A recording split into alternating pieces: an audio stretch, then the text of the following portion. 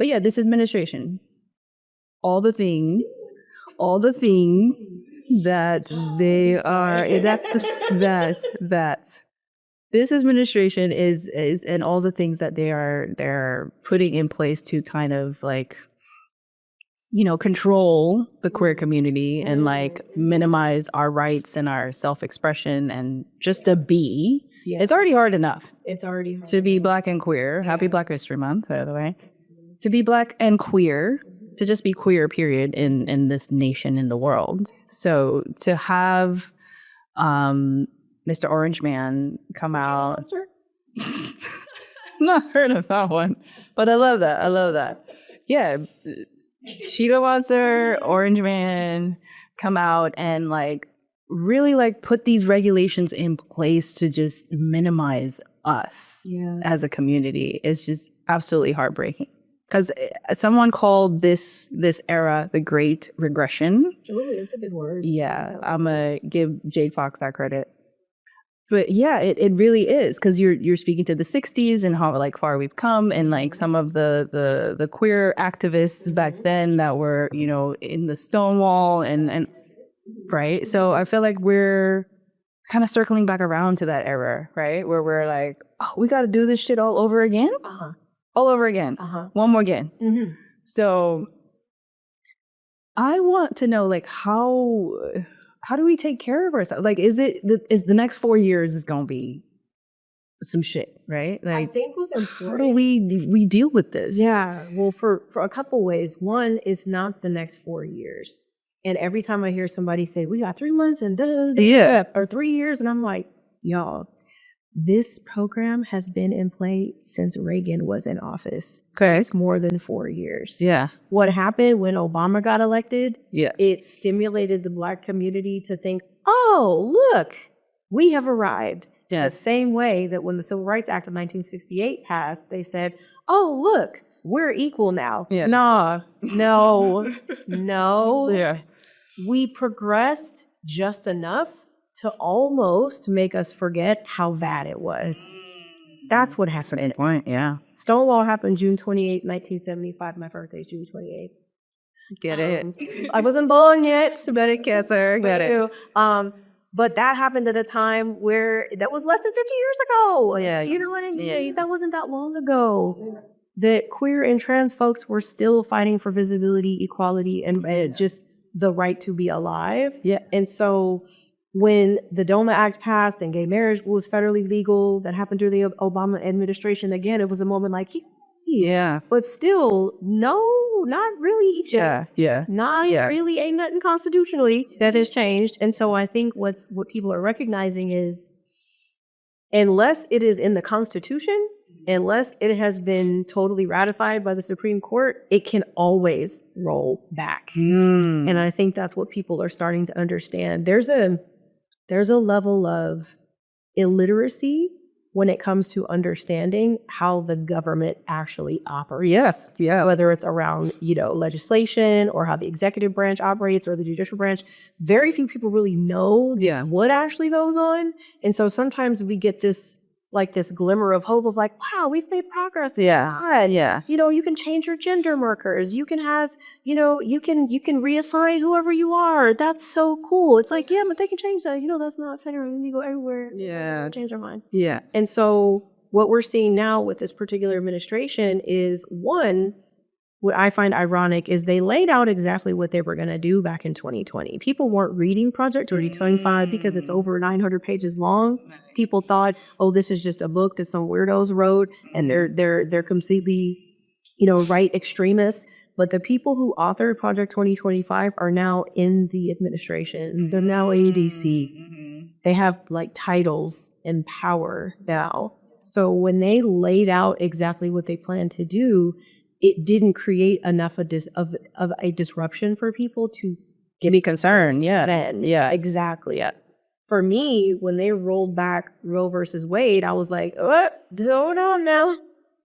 That was a whistle. Yeah. For some. Yeah. To it's about to get bad. Yeah. And here we are. Yeah. And so I think the way that we care for ourselves now is by paying closer attention to what's happening, by asking more questions, by having more conversations like this one, by doing enough research to where you can be informed but not overwhelmed, Yeah. and not avoiding what's happening. Because I think avoidance just delays Yeah. the impact. Yeah. Yeah. Yeah. You can't act like it's not there. Yeah. And so I think that some people reach out to me all the time like, oh, thank you so much for reminding me to take a deep breath. Or thank you so much for reminding me that it's okay to like turn off your screen for a little while, to go for a walk or something. And I think that prioritizing your well-being is going to be essential, because it's not just the next 4 years.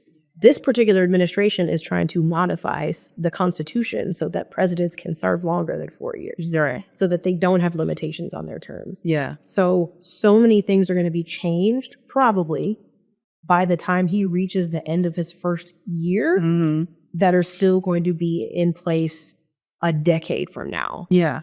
That's what I think people are kind of having a difficult time grappling, which can create a lot of stress, which I understand. I saw a video the other day about this guy, this trans man, who was like, I am afraid to fly because my passport shows that I'm a female. And he's like, they're taking the passports from these trans people and like detaining them. And I'm like, and he's like, I want to go see my nephew, my baby nephew. And he had this toy. It was so sad. He's like, I have this toy. He's like, I can't even give it to him in person because I'm afraid to fly. And so these are the emotions and like the situations that people are dealing with inside of themselves. And I felt for him. I was like, man, you got to go see your baby nephew. You can't just hold this toy and be like, it's your right to go see this little boy who wants to, know you too. So it's like, how do we maneuver through those big feelings and like big emotions and like this administration and all of the regulations that they're putting out to suppress us? So I think I saw something on TikTok. There's this actress who is on the show Euphoria. okay. She's a trans white woman actress, and she was sharing that when she renewed her passport, because that's what's happening for a lot of trans Americans, is that they're going to renew their passport, or their passport has been renewed, almost like without their permission, where their gender marker has been changed to the gender assigned at birth, right, which makes it difficult, if not impossible, for them to leave the country at all.